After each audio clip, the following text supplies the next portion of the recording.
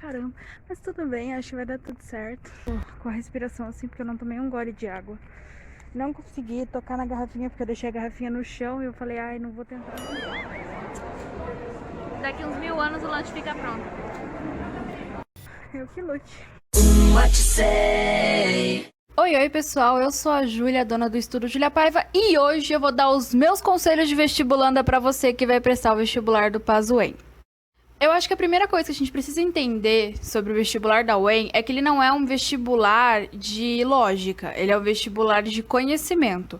Então, enquanto no Enem tem como você estudar com resumões, o vestibular da UEM requer um estudo aprofundado. Então, se uma questão ela é sobre, por exemplo, a Grécia, vai ter alternativa sobre a estrutura familiar da Grécia, vai ter alternativa sobre o reinado de não sei quando, lá no ano não sei tal, vai ter alternativa sobre o que veio depois da Grécia, e você precisa saber exatamente o que aconteceu na Grécia e o que não aconteceu. E para isso você tem que ter estudado unidades alternativas. Por exemplo, existe uma unidade que você estuda em História no primeiro ano, que ela fala sobre as principais religiões antigas. E sabendo sobre essas religiões, você vai saber discernir qual alternativa está certo e qual não está sobre a religião grega. Então, lá, quando você vai trabalhar com o hinduísmo, com os hebreus, você tem que prestar bastante atenção, porque o estilo de vida deles é diferente do estilo de vida de outros povos. Então, você sabendo reconhecer que, por exemplo, a Bíblia é uma característica cristã, você vai saber que a Bíblia não é uma característica da religião grega. E aí você já vai saber que a alternativa está errada. Ou seja, aprofundamento nos estudos. É um que você vai ter que ler textão, que você vai ter que ver vídeo aprofundado. Um resumo é legal você ver. Um resumo pro PAS-UEM, ele realmente é um extra. Você já tem que ter estudado para ir fazer e ler um resumo. Senão não vai adiantar. Mesmo critério para o mapa mental. Não adianta você procurar um mapa mental no Google, porque para você entender esse mapa mental, você vai ter que ter aprofundado o estudo para aí sim conseguir guardar as coisas na sua cabeça de uma maneira legal. Quando eu fui prestar o meu vestibular, eu achei, cara, não vai cair uma coisa aprofundada sobre os livros que são cobrados, e sim sobre o gênero deles. Mas não, realmente tem questões que vão cair sobre determinado ponto do livro, e é por isso que é muito importante que você não só leia o livro, como releia e procure diferenciar o que cada parte do livro está falando e principalmente como são montadas essas estrofes, porque cai questão sobre estrutura, sobre enredo, sobre tudo isso da maioria dos livros. Além disso, uma boa tática de prova para você que vai prestar é não responder as alternativas que você não tem certeza que estão certas. E tem um motivo para isso. Na prova do UEM, como vocês já sabem, as alternativas são respondidas em números, então pode ter mais de uma alternativa correta. São as alternativas 1, 2, 4, 8 e 16. Então, suponhamos que na questão 38, por exemplo, tem 3 alternativas certas, a 2, a 4 e a 8. E aí você vai lá e responde a 2 e a 4. Você vai ganhar ponto pelas alternativas que você respondeu correto, mesmo que você não gabaritou a questão. Agora, se em contrapartida são essas mesmas alternativas corretas, mas você circula a 2, a 4 e a 16, a sua questão vai ser anulada porque você circulou uma alternativa errada. Ou seja, o segredo da prova é você só circular aquilo que você tem certeza absoluta que está correto, senão realmente você pode ter várias questões erradas. Já sobre a redação, cara, e sigam o que eu tô falando, parece uma coisa muito ridícula, mas eu não levei lápis e borracha pra fazer a prova, porque eu fiquei com receio de não permitirem ou de, dar algum rolê e falei, não vou levar. Foi a pior coisa que eu fiz na minha história fazendo redação, porque você vai ter que fazer um rascunho de um tipo de redação que você não é acostumado a fazer, porque as redações são diversas, tem dissertativo opinativo, tem carta do leitor, tem carta de solicitação, tem relato, e são textos que você não está acostumado a fazer, que você não estuda com tanta frequência na escola, ou seja, você vai ter dificuldade em montar um bom enredo de texto, logo você vai precisar apagar, vai precisar refazer até você chegar numa centralização lá plena, para você finalizar a sua redação. Então, é claro que na finalização você vai escrever a caneta, mas para fazer o rascunho, leva lápis e borracha que vai valer a pena. Na minha prova, eu fiquei muito nervosa. Eu derrubei caneta no chão, eu derrubei álcool em gel, eu fiquei com receio de relar na prova, porque eu tava realmente muito nervosa com ela. Antes, nem tanto, mas como foi muito tenso no momento, uma tensão muito grande na hora da prova, principalmente com o silêncio, é um lugar muito silencioso, então é um clima que a gente não tá muito acostumado. Logo, fica bem diferente para você fazer a prova e eu fiquei muito ansiosa.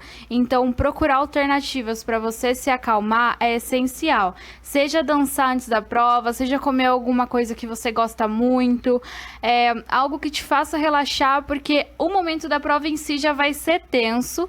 Então, não vamos adiantar essa tensão, vamos tentar se manter calmo, pelo menos até aquele momento. Não coma coisas pesadas e não ingira muito líquido, porque lá no seu local de prova você não vai poder ir no banheiro a qualquer momento. Mesmo que a prova ainda não tenha começado e que você não tenha entrado na sala, existe um horário mínimo para você poder ir no banheiro.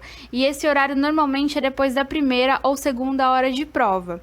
Logo, se você ficar apertado, não tem quem te acuda. Isso sem falar que você vai ter que passar por revista, tá? Tem revista para saber se você tá levando equipamento eletrônico, você vai ter que erguer a mão, chamar o fiscal para falar que você quer ir no banheiro. Então, vá no banheiro antes de ir e tome pouco líquido e coma coisas leves. Lá no início da prova, no primeiro momento, assim que o sinal toca o primeiro sinal, o fiscal se dirige à frente da sala e ele dá as principais regras, fala como vai funcionar a prova.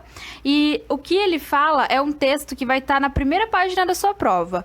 Releia esse texto, porque ele vai estar falando tudo o que você precisa no geral.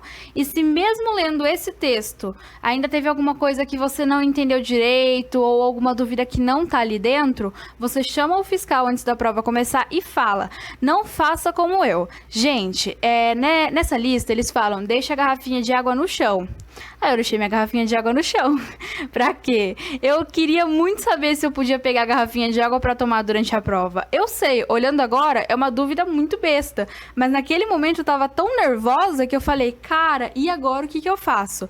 Eu não tive coragem de chamar o fiscal durante a prova e fiquei morrendo de sede durante todo aquele momento. Isso me deixou bem nervosa. No final, na hora que eu saí, a minha garganta tava totalmente seca. Bicho, eu nunca vi minha garganta tão seca desse jeito.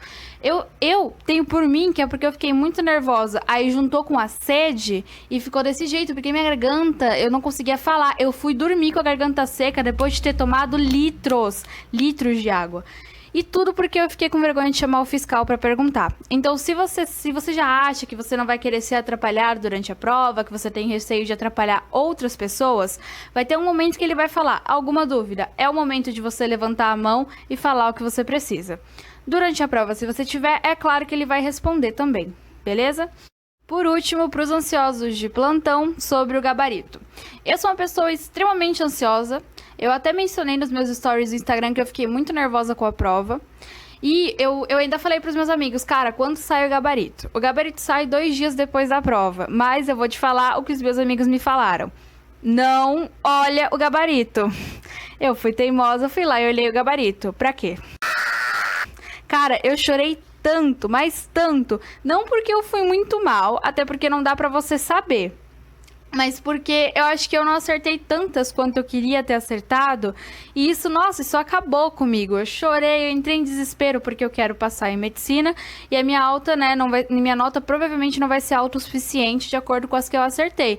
E eu falei: cara, nossa, como eu sofri naquela noite quando saiu o gabarito. Então, o conselho, e sigam esse, por favor, não façam como eu. Se você acha que você não está preparado para escutar uma nota negativa, não olha o gabarito. Primeira coisa, porque pode ser que o gabarito seja um pouco enganoso, já que tem questões que você vai acertar parcialmente. E aí essas questões só dá para saber realmente, né, quais você acertou quando sair o resultado. E o resultado sai só 2 meses depois.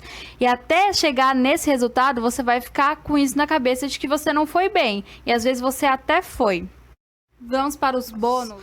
Primeiro bônus é o famoso síndrome do vestibulando pós-prova. O que é o vestibulando pós-prova? uma grande crise existencial.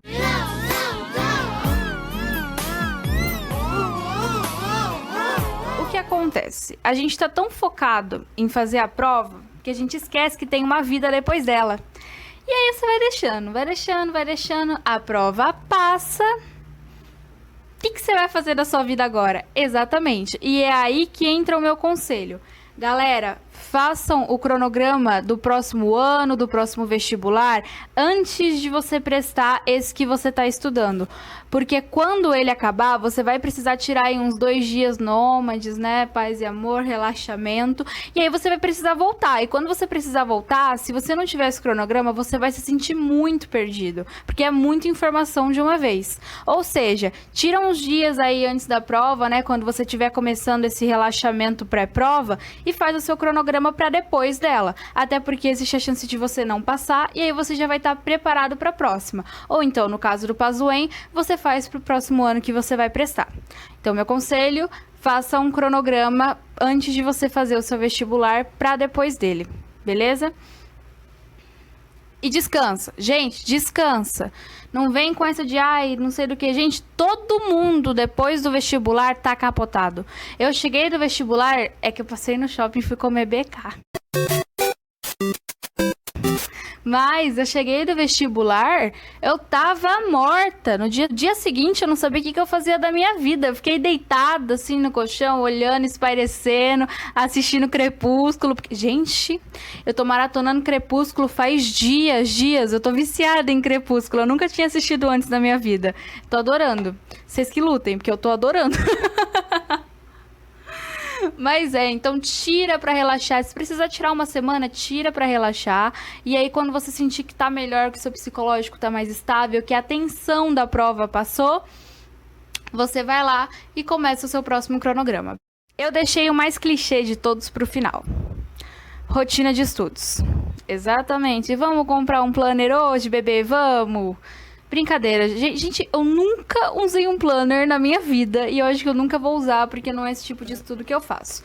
Quando eu digo pra você organizar uma rotina de estudos, você deve pensar, mas eu não vou conseguir seguir essa rotina. Gente, nem sempre você estabelecer uma rotina é você estabelecer horários. Eu tô falando pra você escolher quantas matérias você vai fazer por um dia, fazer um cálculo aí de quanto tempo você tem e tudo que você tem pra estudar. E porque isso vai te ajudar.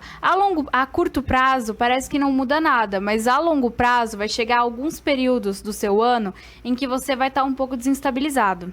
Você vai estar lá, tipo, cara, o que eu tô fazendo? Vai passar por problema financeiro, por problema pessoal. E o que vai te segurar nos estudos vai ser essa rotina. Porque o seu cérebro vai se autoprogramar psicologicamente para seguir essa rotina estabilizada. E aí fica mais fácil de você seguir ela e vai facilitar bastante para o período da prova. Eu já tive muito problema com isso. Eu era uma pessoa muito extrema nos estudos, então eu ficava 3 meses estudando, morrendo de estudar, estudando 12, 13 horas por dia, não dormindo tipo coisa de 1, 2 horas.